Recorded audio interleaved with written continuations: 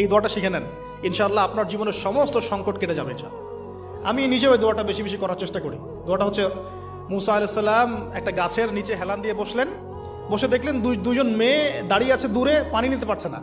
লোকজন পানি নিয়ে যাচ্ছে, ওরা দাঁড়িয়ে আছে বেচারি। মুসা আলাইহিস সালাম গিয়ে বললেন, কি সমস্যা আপনাদের? এটা নিয়ে আপনারা আবার মেয়েদের সাথে কথা বলার চেষ্টা করেন, ঠিক আছে? তো মাহারাম গায়রা মাহারাম মেনে চলে। তারা বললেন যে আমাদের বাবা অনেক বৃদ্ধ মানুষ, আমরা পানি নিতে পারি না যতক্ষণ না আমাদের কম পানি নিয়ে চলে যায়।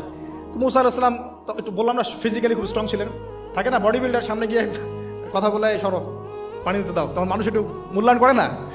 তো মুসা আলাইহিস সালাম এভাবে পানি নিয়ে দিলেন এবং বাছুরদেরকে পানি পান করালেন, করিয়ে গাছের নিচে এসে বসে আছেন। বসে বসে তিনি দোয়া করছেন, এই যে দোয়াটা তিনি দোয়া করছেন, রব্বি, একটা নেক কাজ করলেন, নেক কাজ করলেন না, মানুষের উপকার করলেন, নেক কাজ করে এসে গাছের নিচে বসে দোয়া করছেন, আল্লাহ এখানে তো আমার খাবার পানি বাসস্থান কিছুই নাই, আমি কি করব? রব্বি ইন্নি লিমা আনজালতা ইলাইয়া মিন খায়রিন ফাকির, রব্বি ইন্নি লিমা আনজালতা ইলাইয়া মিন খায়রিন ফাকির। আবার বলেন, রব্বি ইন্নি লিমা আনজালতা ইলাইয়া মিন খায়রিন ফাকির। অর্থ হচ্ছে, হে আল্লাহ, তুমি তোমার পক্ষ থেকে আমার উপরে যে নেয়ামতগুলো দিবে, আমি এর জন্য ফকির হয়ে বসে আছি আল্লাহ।